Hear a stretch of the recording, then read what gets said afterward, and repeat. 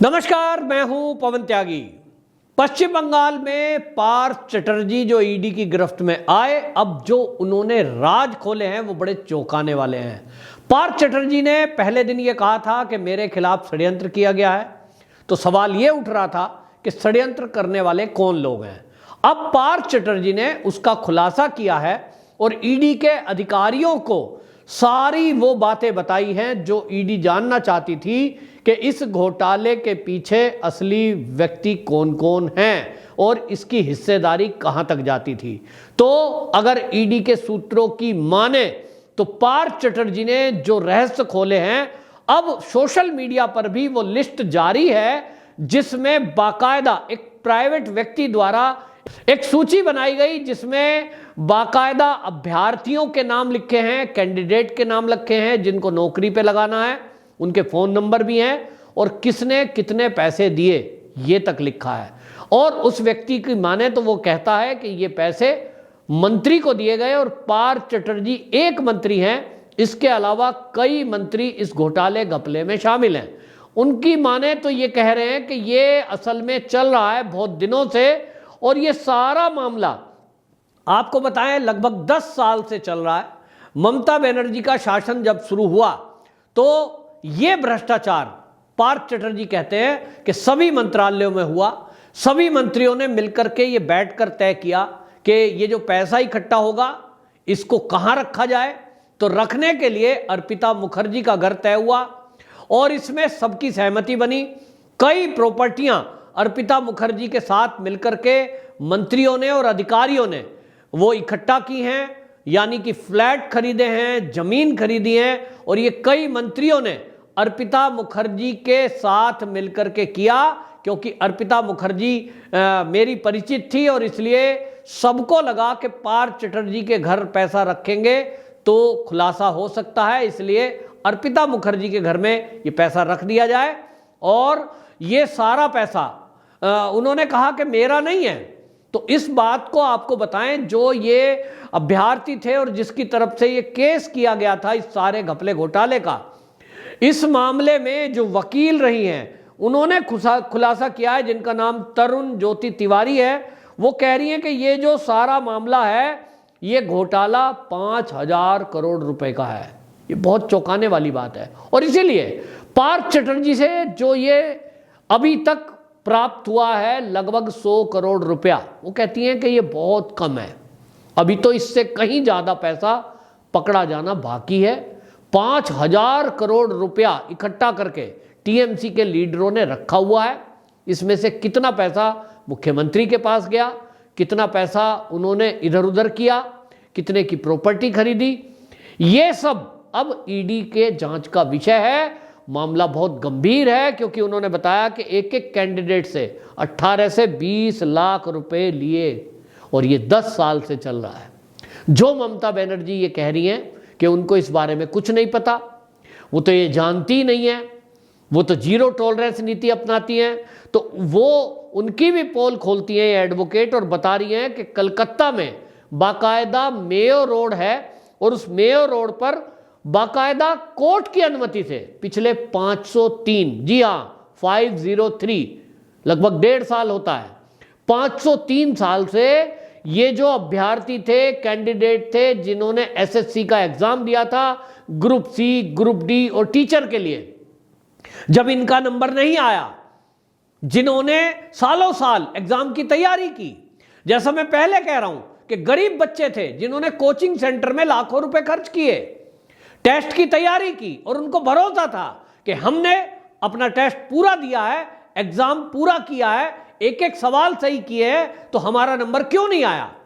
इसको लेकर के वो कोर्ट गए और कोर्ट से जांच की मांग की। इसके पहले धरना प्रदर्शन हुआ, ममता बनर्जी को ज्ञापन दिए गए, ममता बनर्जी के पास न्यूज भी पहुंची है क्योंकि कलकत्ता के लोकल चैनलों ने और राष्ट्रीय चैनल ने भी इसको कवर किया। ममता बनर्जी को जब ये पता लगा कि कुछ छात्र ये प्रदर्शन कर रहे हैं सरकार के विरुद्ध और ये मांग कर रहे हैं कि इसकी सीबीआई या सीआईडी से जांच हो, घोटाले में ये देखा जाए कि जिन लोगों ने एग्जाम नहीं दिया वो इस लिस्ट में हैं, और बल्कि कई खुलासे ऐसे हुए 6th क्लास पास उसका नाम इस लिस्ट में है। जिसके लिए एमए, एमएससी, बीएड का नाम आना है, वहां 6th क्लास पढ़ा हुआ व्यक्ति वो टीचर कैसे हो सकता है? तो पता चलता है कि पार्थ चटर्जी का जो बॉडीगार्ड रहा है उसके 13 रिश्तेदार, 13 इसी लिस्ट में है। कैसे होता है? और उसी में एक महिला है जो केवल 6th पास है, वो टीचर बन गई। इससे लेकर घोटाले का खुलासा हुआ है कि ऐसा कोई व्यक्ति जो पढ़ा लिखा ही नहीं है वो टीचर बन जाए। ये ग्रुप और सी और डी में जहां 10th क्लास मांगा गया, वहां 6th क्लास का पढ़ा हुआ कोई व्यक्ति उसमें लग जाए नौकरी पे।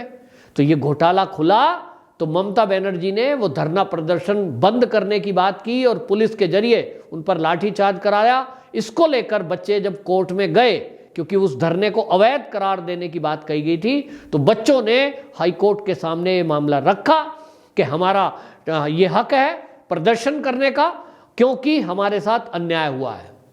बाकायदा कोर्ट ने ये परमिशन दी है और कोर्ट की अनुमति के बाद ये धरना जारी है, जिसको आज 500 से ऊपर दिन हो गए।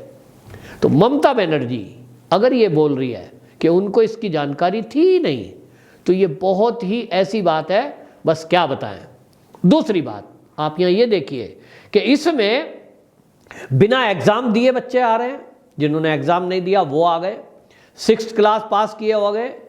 और ये बाकायदा आपको बताएं कई सारे टीएमसी के एमएलए का रेफरेंस लेटर ये सामने आ रहा है कि शिक्षा विभाग के अधिकारियों को बाकायदा कई विधायकों के लेटर आए हैं और उसमें जो है उम्मीदवारों के नाम लिखे हैं। भास्कर ने टीएमसी के एक नेता हैं मुकुल राय, उनके बेटे के नाम से शुभ्रांशु राय, उनके नाम से खुलासा किया है और उन्होंने कहा कि इनके नाम से एक लिस्ट बाकायदा जारी की गई जिसमें अभ्यर्थियों के नाम हैं और पैसे लेने का जिक्र किया गया। इसी तरह पार्टी के जो टीएमसी के राज्य सचिव हैं असीम माझी, इनका नाम सामने आया है। इसी तरह अखिल गिरी का एक लेटर सामने आया है जिसमें अभ्यर्थियों के, यानी जिनको भर्ती करना है, उनके नाम लिखे हुए हैं कि इन लोगों को भर्ती कर लिया जाए, और वो इन्होंने शिक्षा विभाग को ये दिए हैं।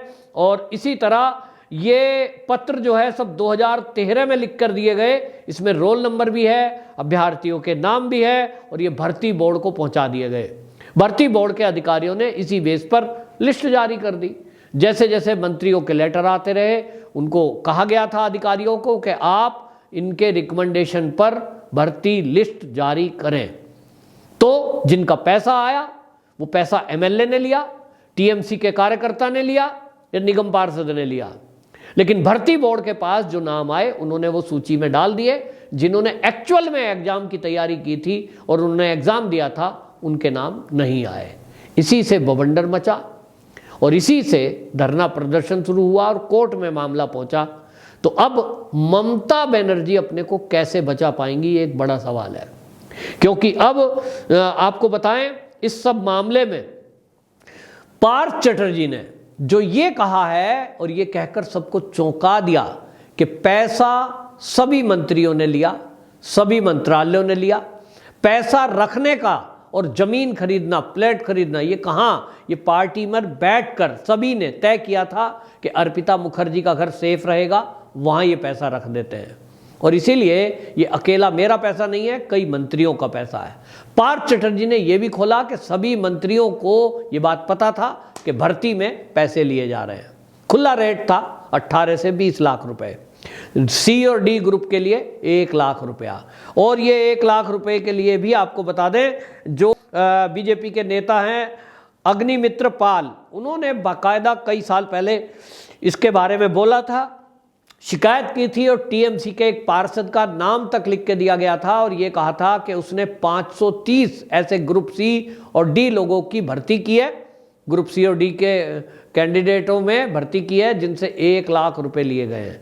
तो अब आप समझ सकते हैं 530 को 1 लाख से गुना कर दो, ये निगम पार्षद की कमाई है, मंत्रियों की कमाई है। और इसीलिए जो इस मामले को कोर्ट में केस लड़ रही हैं, वो वकील जो हैं तिवारी, उन्होंने जो खुलासा किया है कि ये घोटाला 5000 करोड़ रुपए का है। तो लगता है वाकई में वो जो वकील है वो सही बोल रही हैं और ये 5000 करोड़ रुपए का घोटाला अब ये इसके तार ममता बनर्जी तक जुड़ते दिख रहे हैं, क्योंकि पार्थ चटर्जी ने जो ये कहा है कि ये पैसा इकट्ठा किया जा रहा था सभी मंत्रियों के जरिए। आखिरकार सवाल है कि ये सभी मंत्रियों ने पैसा इकट्ठा किया क्यों था। तो ईडी के सूत्र जो बता रहे हैं वो ये कह रहे हैं कि प्रारंभिक पूछताछ में ये पता लग रहा है कि ये पार्टी के लिए ये 2024 का लोकसभा चुनाव लड़ने के लिए तैयारी थी। और हम सब जानते हैं कि ममता बनर्जी कई बार ये कह चुकी है और उनके नेता बोल चुके हैं कि देश की 2024 में अगली जो प्रधानमंत्री होंगी वो ममता बनर्जी होंगी। तो तैयारी है ममता बनर्जी को चुनाव लड़ाने की। तो सवाल उठता है ये सारा भ्रष्टाचार, ये सारे घपले, सारे घोटाले क्या ममता बनर्जी के कहने पे ही उनके मंत्रियों ने किए? सवाल तो है। और सवाल इसलिए ये बनता है क्योंकि ऐसा हो नहीं सकता। धरना, प्रदर्शन, कोर्ट केस ये हो रहा है। अगर ममता बनर्जी पाक साफ होती तो जब कोर्ट में केस गया, जब पहली बार बच्चों ने धरना और प्रदर्शन किया, ममता बनर्जी उनको बुलाती, पूछती क्या समस्या है, वो बताते थे घपला घोटाला हुआ है, हमने टेस्ट दिया, हमारे क्वेश्चन के जो आंसर थे हमने 100% दिए, तो नंबर कैसे नहीं आया। और वो ये बताने बच्चे कि वो 6th क्लास पास है, वो कैसे भर्ती हो गई, जबकि 10th से नीचे C और D ग्रेड की भर्ती थी ही नहीं। तो उनका जांच कराने का कर्तव्य ममता बनर्जी का था, लेकिन वो कैसे कराती कि जब बैठकर तय हुआ है कि घपला घोटाला करना है और पैसे इकट्ठे करने हैं। टीएमसी के कार्यकर्ता इस घपले घोटाले में लगे हुए थे और इसलिए जनता त्रस्त है। अब ये मामला खुल रहा है। तो अब पार्थ चटर्जी ने जो ईडी के सामने बयान दिया है, इसके बाद अब ईडी का जांच का दायरा बढ़ेगा और मंत्रियों को भी अब खंगाला जाएगा। और इसमें आपको बताएं, अभी तक जो कैश पकड़ा गया है, अब इसके अलावा जो जो जमीनें मंत्रियों ने खरीदी हैं, जो जो फ्लैट खरीदे हैं, अब उनकी जब्ती भी ईडी शुरू करने वाला है। प्रॉपर्टी के पेपर खंगाले जा रहे हैं, मंत्रियों के यहाँ रेड की तैयारी की जा रही है, क्योंकि अब ममता बनर्जी का अगला रुख क्या होगा। अभी तक ममता बनर्जी जो ये कहती रही हैं कि जिन्होंने भी गलती की है उनको पकड़ो और उनको उम्र कैद दे दो। इसी से पार्थ चटर्जी कहते हैं कि मैंने सोचा था पार्टी मेरा साथ देगी, दीदी मेरा साथ देंगी, लेकिन इन्होंने तो मेरे ही सर पे ठीकरा फोड़ दिया। जबकि घपला सबने किया, घोटाला सबने किया, रिश्वत सबने बटोरी और मेरे जानकार के यहाँ पैसा रखकर मुझे फंसा दिया, ये कहकर इससे तो हमारा कोई लेना देना है ही नहीं, इसको पकड़ो और जो चाहे सजा दो, जबकि ये पैसा सबका है। तो पार्थ चटर्जी ये बात जो बोल रहे हैं, ये सच बोल रहे हैं कि नहीं? ईडी के जो अफसर हैं इसी को जांच करने में लगे हुए हैं कि पार्थ चटर्जी का जो बयान है ये सही मायने में है या गलत है। अब सही है या गलत कैसे पता लगेगा? जब ये पता लगेगा कि जो और मंत्री हैं उनके मंत्रालय में भी पिछले 10 साल में जो भर्तियां हुई हैं वो कैसे हुई, इसकी जांच की जाएगी। मामला बहुत बड़ा है और इसीलिए केंद्र सरकार से मैं इस चैनल के जरिए भी एक अपील करना चाहता हूं कि जो सरकार वहां हिंदुओं की रक्षा नहीं कर पाई, वहां हमले हुए, वहां हत्याएं हुई, तो अब केंद्र सरकार को शांति से बैठने का समय नहीं है। ऐसी सरकार को तत्काल बर्खास्त करना चाहिए, राष्ट्रपति शासन लगाना चाहिए और तभी वहां जांच ठीक से हो पाएगी। आज के हालात में यदि केंद्र सरकार यह समझता है कि मंत्री पद बना हुआ है, मंत्री जी मंत्रालय में बने हुए हैं, इतने दिन में तो सबूत गायब कर दिए होंगे, वो सबूत हटा सकते हैं। केंद्र सरकार को, ऐसी सरकार को तत्काल बर्खास्त करना चाहिए जिसके अधिकांश मंत्री घपला घोटाला कर रहे हैं। 5,000 करोड़ का घोटाला है। लेकिन इस मामले में अब यह भी सुनने में आ रहा है कि ममता बनर्जी खुद ये सारे मंत्रियों से इस्तीफे ले सकती है या नए मंत्री बना सकती है, ये दिखाने के लिए कि मैं तो बिल्कुल पाक साफ हूं। लेकिन अब ममता बनर्जी की पोल खुल चुकी है कि उनके मुख्यमंत्री काल में क्या चल रहा था और जांच के दायरे में ममता बनर्जी का मंत्रालय भी है, जो उनके पास गृह मंत्रालय है और बाकी मंत्रालय उनके पास हैं। लोग मांग कर रहे हैं कि अब उनकी भी जांच हो कि ये जो भर्ती हुई थी क्या उसमें भी घोटाला हुआ था कि नहीं, जिसकी उम्मीद ज़्यादातर लोग कर रहे हैं। यानी एक बात कही जाए कि पिछले 10 साल से ममता बनर्जी केवल उनकी सरकार पैसा इकट्ठा करना, रिश्वतखोरी करना, भ्रष्टाचार करना, इसीलिए कर रही थी। इसीलिए सरकार में आने के लिए मारामारी चल रही थी और यही तैयारी 2024 के लिए ये सब टीएमसी के लोग कर रहे थे।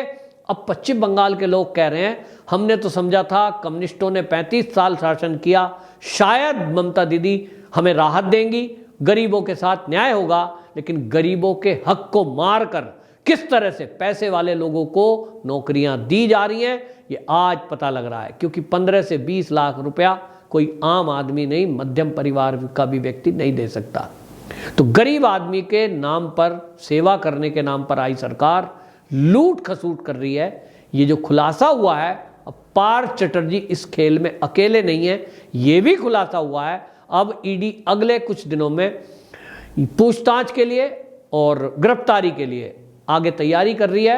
मामला ममता बनर्जी के भतीजे तक पहुंच रहा है, क्योंकि बहुत सारे लोगों का कहना है जो पकड़े गए हैं कि वो पैसा वहां तक भी गया है और ममता दीदी तक कितना पैसा इसमें पहुंचा है या कितनी प्रॉपर्टियां उनके नाम इस दौरान में हुई हैं जब वो मुख्यमंत्री रही, ये भी लोग जांच की मांग कर रहे हैं। देखना होगा ममता दीदी कब ईडी के शिकंजे में आती है। वंदे मातरम।